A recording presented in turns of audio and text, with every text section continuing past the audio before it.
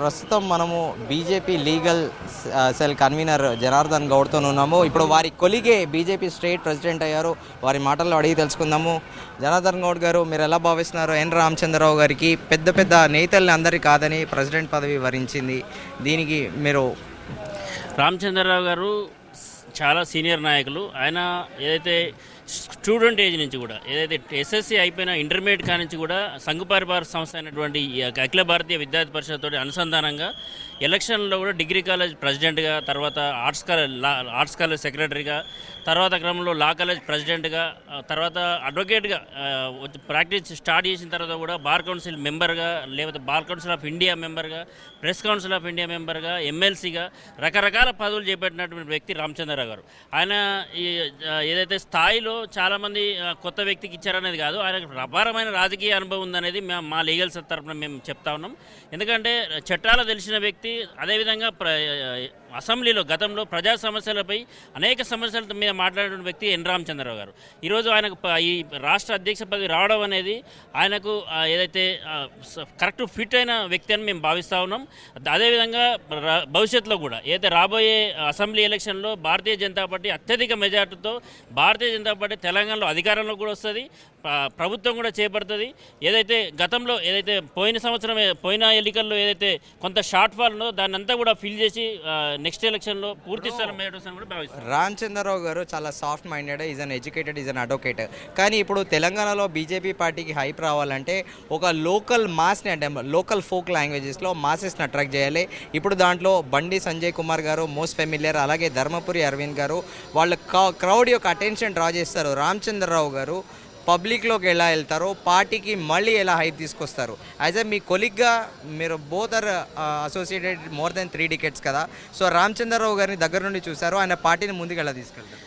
Yes, ఏదైతే mass crowd అనేది Ramachandra Rao sir కూడా మాస్లో ఏదైతే పేద ప్రజల పట్ల మాస్ పబ్లిక్లో కూడా అన్ని రకాలైన అవగాహన ఉన్నది. ఆయన ఎడ్యుకేటెడ్, అడ్వకేట్గా, తర్వాత అనేక రకాలైనటువంటి ఒక బాధ్యతమైన పదవులు ఉన్నారు కాబట్టి కొంత అఫీషియల్గా మాట్లాడుతుండొచ్చు. కానీ సమస్యలపైన, పేద ప్రజల సమస్యలపైన, మాస్ ప్రజల యొక్క సైకాలజీ మీద పూర్తిగా అవగాహన ఉన్న వ్యక్తి.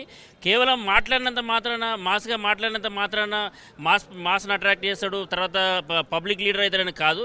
ఎవరైతే ప్రజా సమస్యలపై స్పందించి వాటి పరిష్కారం గురించి పోరాడి, ఏదైతే ప్రజల యొక్క భారతీయ జనతా పార్టీ యొక్క అభివృద్ధి పనులను మోడీ గారు ప్రభుత్వం చేసే అభివృద్ధి పనులను తీసుకెళ్లి రాష్ట్రంలో కూడా అభివృద్ధి పదాన్ని నడిపించే వ్యక్తి రాష్ట్రానికి కావాలి తప్ప, ఏదైతే మిగతా లీడర్లు కొంతమంది మాస్గా ఉండొచ్చు, మేము మా లీడర్లే, దాంట్లో మేము కావాల్సిన సహకారం వాళ్ళతో తీసుకుంటాం. బట్ రామచంద్రరావు గారు కూడా మాస్ సైకాలజీ తెలిసిన వ్యక్తి, మాస్ మైండ్ సెట్ తెలిసిన వ్యక్తిగా ముందుకెళ్తాడు. అన్ని రకాల ప్రజలు కూడా కలుపుకోపోతాడు. ఏదైతే మాస్ లీడర్లు అయినటువంటి ధర్మపురి అరవింద్ గారు, మీరు అన్నారు ధర్మపురి అరవింద్ గారు కానీ, సంజయ్ గారు కానీ, వీళ్ళందరూ కూడా పార్టీకి పూర్తి స్థాయిలో ఆయన వెంటుండి సహకరిస్తారు, తప్పకుండా సహకరిస్తారని భావిస్తున్నాం కూడా. ఇక్కడ విజయ్ కుమార్ గారు చెప్పండి.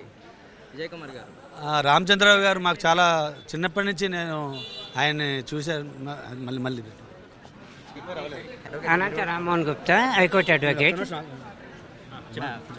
ప్రిపేర్ వల్ల ఎక్కువ మంది ఉందండి. రామచంద్రరావు గారు మాకు చాలా బాగా అత్యంత సన్నిహితులు. మా నాన్నగారు, మా రామచంద్రరావు గారు బాగా క్లోజ్ ఫ్రెండ్స్ లాగా ఉండేవాళ్ళు. ఆయన రామచంద్రరావు గారు ప్రతి మనిషిని బాగా వాల్యూ ఇస్తారు. ఇప్పుడు మనం ఏంటంటే రామచంద్రరావు గారు ప్రెసిడెంట్ అయిన తర్వాత బీజేపీని ఎంతవరకు గెలిపిస్తారు ఏమిటి అని అనుకుంటున్నారు, కానీ స్టేట్ మొత్తం రామచంద్రరావు గారిని గుర్తుపడతారు. బీజేపీ అఖండ మెజార్టీతో గెలుస్తుంది. మన కార్యకర్తలకు ఎటువంటి ప్రాబ్లం వచ్చినా బీయింగ్ అడ్వకేట్గా ఆయన చాలామంది సహాయం చేశారు. అరెస్ట్ అయిన వాళ్ళందరికీ కూడా బెయిల్స్ ఇప్పించి వాళ్ళ ఫ్యామిలీలకు కూడా ఎటువంటి ప్రాబ్లం లేకుండా ఆయన నిలబడ్డారు. చాలా గ్రౌండ్ వర్క్ చేశారు ఆయన. కాబట్టి డెఫినెట్గా ఆయన బీజేపీని విజయ పదంలో నడిపిస్తారని నేను ఆశాభావం వ్యక్తం చేస్తున్నాను.